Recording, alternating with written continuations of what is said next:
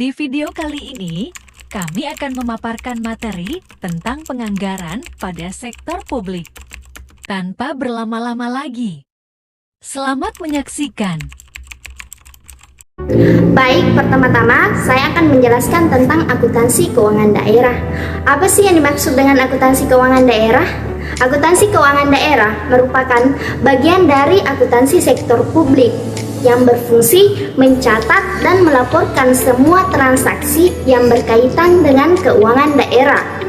Kemudian, ruang lingkup keuangan negara yang diatur langsung oleh pemerintah daerah disebut dengan anggaran pendapatan belanja negara atau disingkat dengan APBN. Kemudian, yang dikelola dengan pemerintah daerah disebut juga anggaran pendapatan belanja daerah yang disingkat dengan APBD. Selanjutnya, penganggaran pada sektor publik. Anggaran merupakan rencana penerimaan dan pengeluaran dalam satu tahun saja.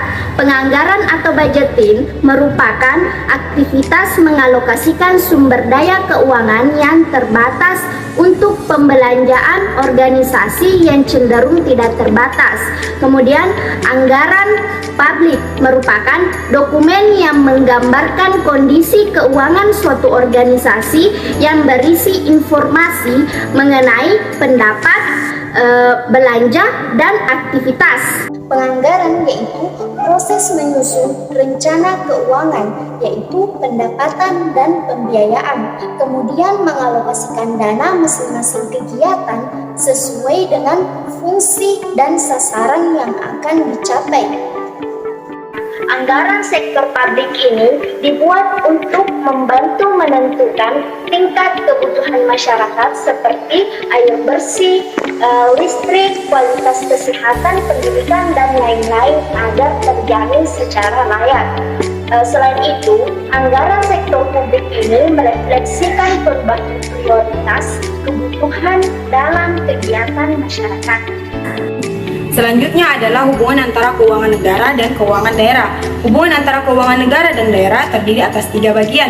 Yang pertama adalah desentralisasi. Desentralisasi adalah pemberian kewenangan dalam suatu unit atau pengelola dengan tingkat kewenangan lebih rendah dalam suatu organisasi. Yang kedua adalah dekonsentrasi dan tugas pembantuan. Dekonsentrasi adalah pelimpahan wewenang dari pemerintah kepada gubernur di suatu wilayah tertentu. Dan tugas pembantuan adalah penugasan dari pemerintah kepada pemerintah daerah atau desa, dari pemerintah provinsi kepada pemerintah kabupaten atau kota, kemudian dari pemerintah kabupaten kepada pemerintah desa untuk melakukan tugas tertentu. Yang ketiga adalah pinjaman desa. Pinjaman desa adalah alternatif sumber pendanaan APBN yang digunakan untuk menutup defisit APBD, pembiayaan pengeluaran, dan kekurangan kas. Topik selanjutnya adalah siklus anggaran. Dalam siklus anggaran terjadi 4 tahap. Yang pertama yaitu tahap persiapan anggaran. Dalam tahap ini dilakukan taksiran pengeluaran atas dasar dari taksiran pendapatan yang tersedia. Yang perlu diperhatikan dari tahap ini adalah sebelum melakukan taksiran pengeluaran, terlebih dahulu harus dilakukan taksiran pendapatan secara akurat. Yang kedua adalah tahap ratifikasi anggaran. Dalam tahap ini banyak melibatkan proses politik yang cukup rumit dan cukup berat. Yang ketiga adalah tahap implementasi anggaran. Dalam tahap ini, sistem informasi akuntansi dan sistem pengendalian manajemen berperan sangat penting dalam hal menciptakan anggaran yang dapat diandalkan untuk menyusun anggaran di periode berikutnya. Yang keempat adalah tahap pelaporan dan evaluasi. Tahap ini berkaitan dengan aspek akuntabilitas. Jika tahap implementasi dilakukan dengan baik, maka dalam tahap pelaporan dan evaluasi tidak banyak menemui masalah. Selanjutnya adalah karakteristik anggaran. Ada beberapa karakteristik anggaran. Yang pertama yaitu anggaran dinyatakan dalam satuan keuangan atau satuan selain keuangan. Yang kedua adalah anggaran berisi komitmen atau kesanggupan manajemen untuk mencapai sasaran yang ditetapkan. Yang ketiga yaitu anggaran umumnya mencakup jangka waktu tertentu 1 atau beberapa tahun. Yang keempat yaitu sekali disusun, anggaran hanya dapat diubah dalam kondisi tertentu. Yang kelima yaitu usulan dari anggaran ditelaah dan disetujui oleh pihak berwenang yang lebih tinggi dari penyusun anggaran. Topik selanjutnya yaitu prinsip penganggaran pada sektor publik. terdapat beberapa prinsip pada penganggaran sektor publik. Yang pertama, otoritas oleh legislatif. Artinya, anggaran harus mendapatkan otoritas oleh legislatif sebelum eksekutif membelanjakan anggaran tersebut. Yang kedua, yaitu komprehensif. Artinya, anggaran harus menunjukkan setiap penerimaan maupun pengeluaran dari pemerintah. Oleh karena itu, adanya dana non-budgeter yang pada dasarnya dapat menyalahi setiap prinsip yang sebagai komprehensif.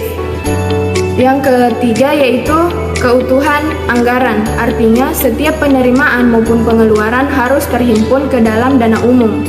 Yang keempat yaitu non-directionary appropriation, artinya setiap jumlah yang telah disetujui oleh legislatif harus termanfaatkan secara ekonomis, efektif, dan efisien. Yang kelima yaitu periodik anggaran, yang merupakan suatu proses periodik yang bersifat tahunan ataupun multitahunan. Kemudian yang selanjutnya yaitu jelas, artinya setiap anggaran harus dapat dipahami oleh masyarakat dan sederhana. Selanjutnya yaitu tepat, artinya estimasi anggaran tidak dimasukkan ke dalam cadangan yang tersembunyi yang dapat dijadikan sebagai kantong pemborosan dan efisiensi anggaran, serta mengakibatkan underestimate pendapatan dan overestimate pengeluaran. Kemudian yang terakhir yaitu diketahui publik, artinya setiap anggaran harus diinformasikan ke masyarakat luas. Selanjutnya yaitu fungsi penganggaran pada sektor publik. Terdapat beberapa fungsi pada penganggaran sektor publik.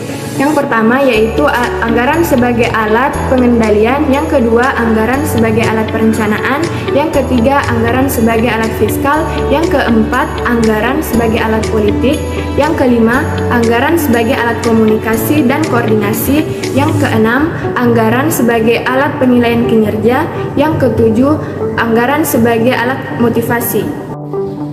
Topik yang terakhir yaitu pendekatan penganggaran pada sektor publik. Terdapat dua pendekatan yang dapat digunakan dalam menyusun penganggaran sektor publik. Yang pertama, pendekatan tradisional, dan yang kedua, pendekatan new management.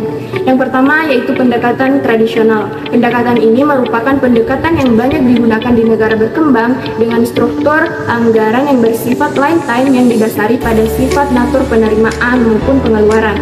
Yang kedua, yaitu pendekatan new management yang merupakan pendekatan yang digunakan dalam mengatasi kelemahan dari penganggaran tradisional.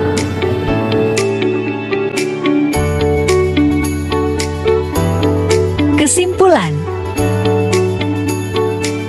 akuntansi keuangan daerah merupakan bagian dari akuntansi sektor publik yang mencatat dan melaporkan semua transaksi yang berkaitan dengan keuangan daerah. Ruang lingkup keuangan dibagi menjadi dua yaitu APBN dan APBD.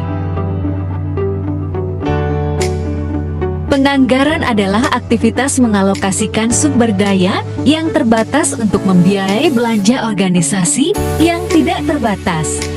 Penganggaran sektor publik adalah proses penentuan jumlah alokasi dana untuk setiap aktivitas dalam satuan moneter.